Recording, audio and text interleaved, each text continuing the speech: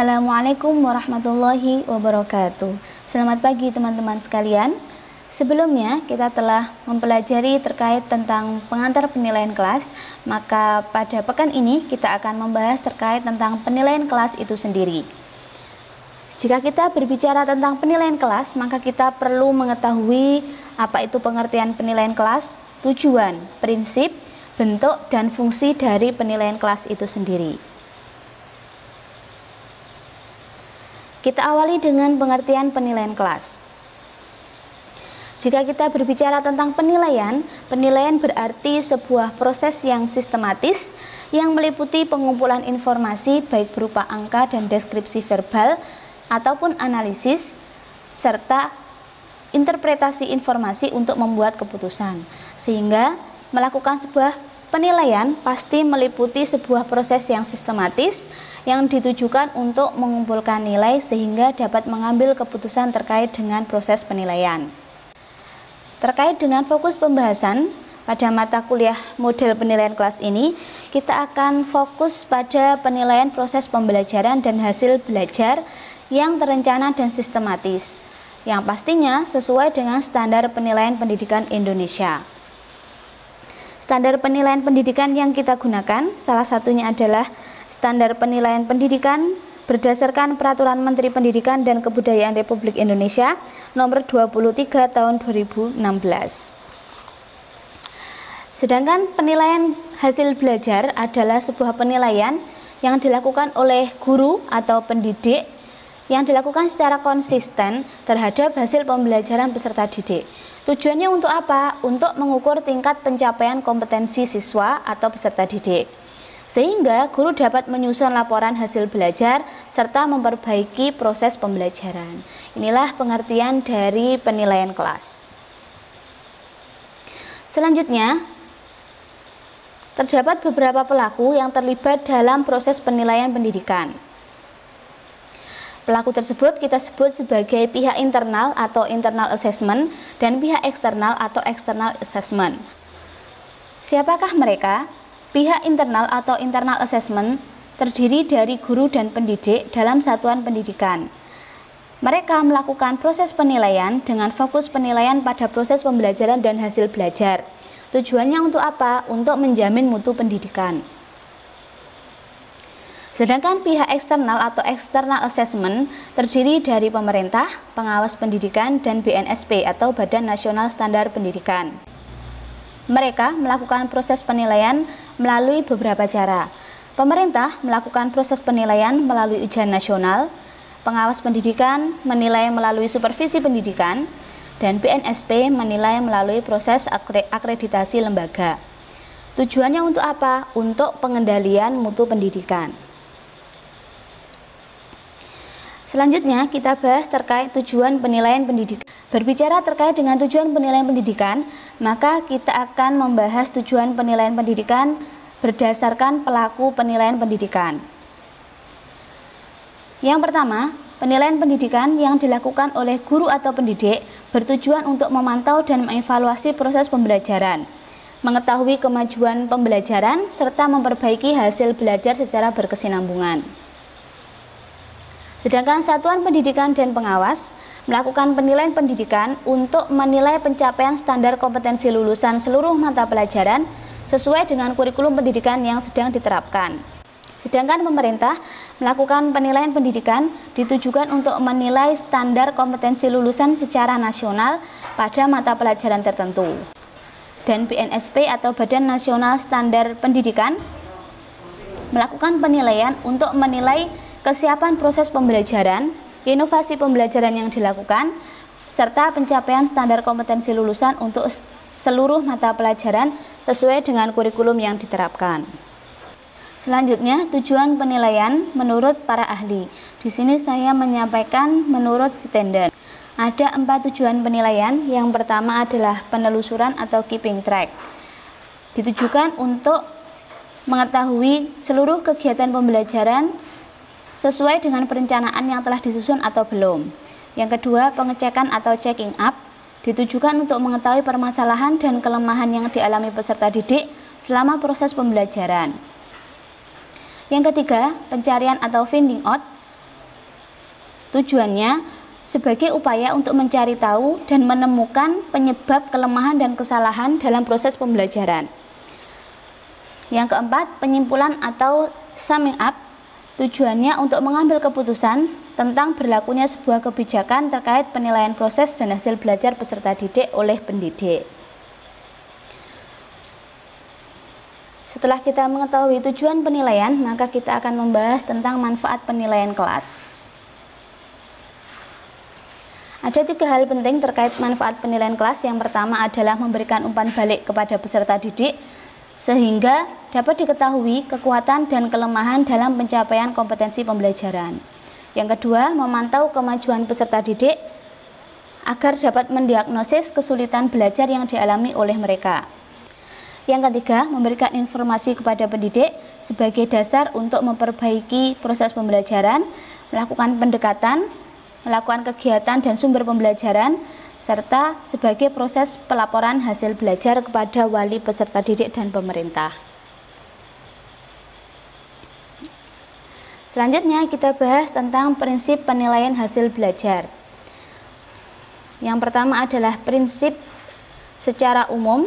Pada kurikulum 2013 ada 9 prinsip. Yang pertama adalah shahih.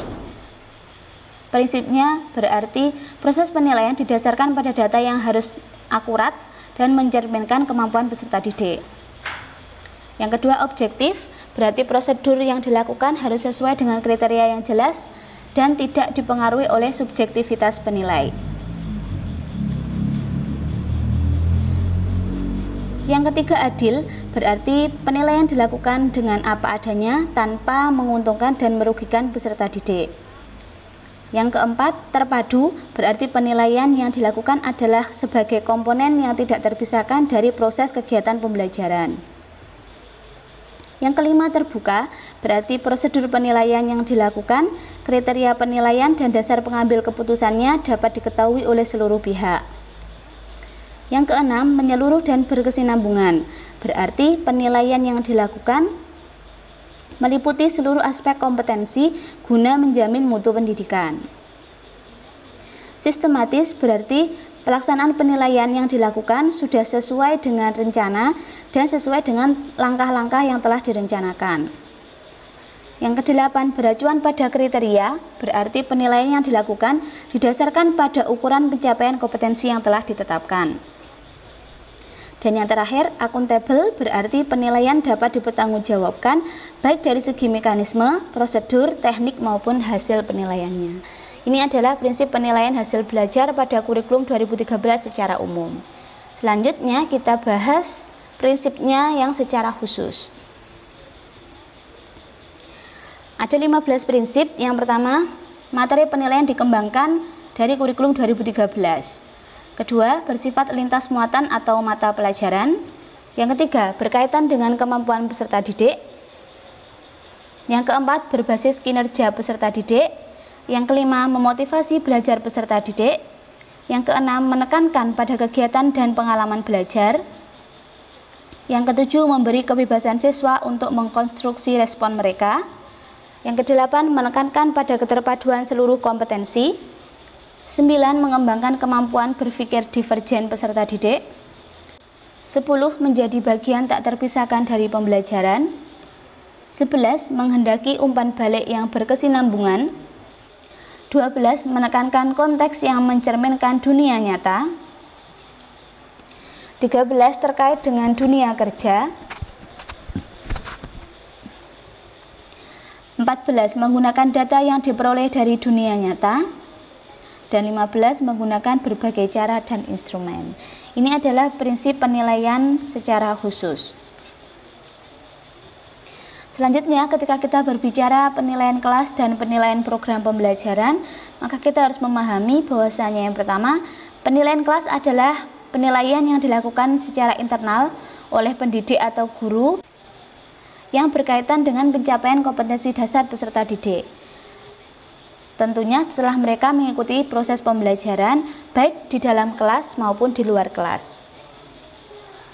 Terdapat 7 jenis penilaian kelas. Yang pertama adalah penilaian tertulis dan lisan, 2. Penilaian produk, 3. Penilaian unjuk kerja, 4. 4 penilaian portofolio, 5 penilaian proyek, 6 penilaian sikap, dan 7 penilaian diri. Selanjutnya, fungsi dari penilaian hasil belajar. Terdapat 4 fungsi dari penilaian hasil belajar. Yang pertama adalah formatif, yaitu ditujukan untuk memberikan umpan balik atau feedback kepada pendidik, sehingga dapat melakukan perbaikan terkait dengan remedial dan pengayaan peserta didik.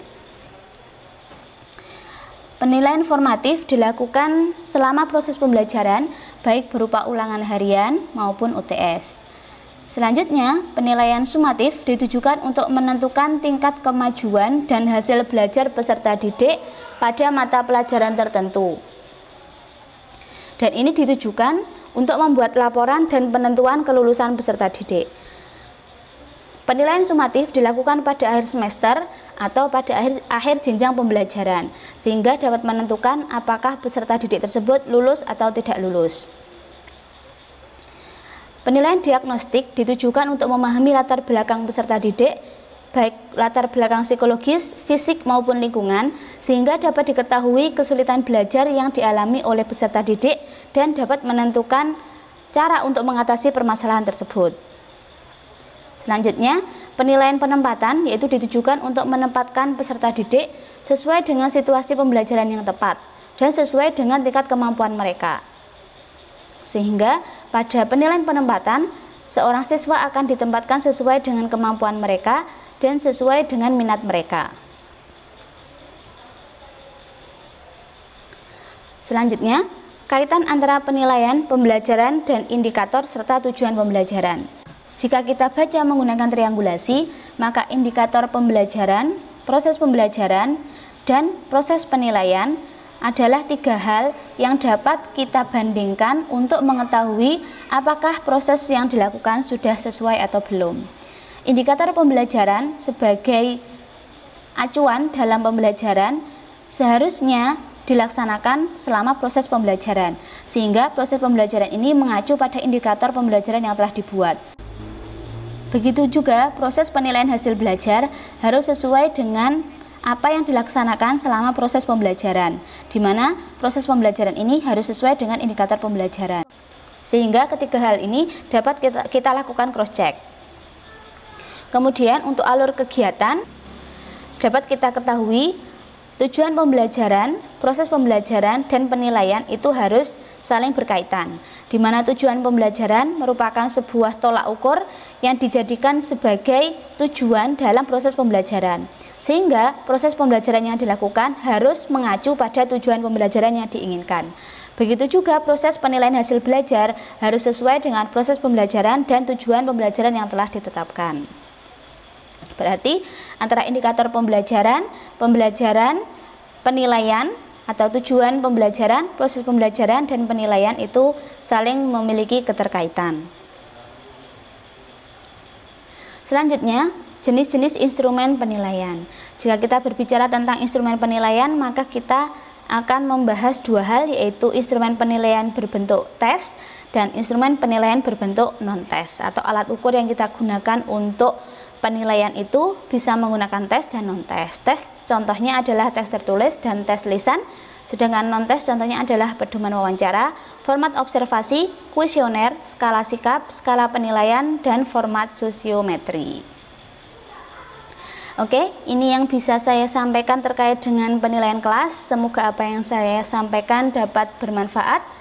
Akhiran aqulu lakum, wassalamualaikum warahmatullahi wabarakatuh.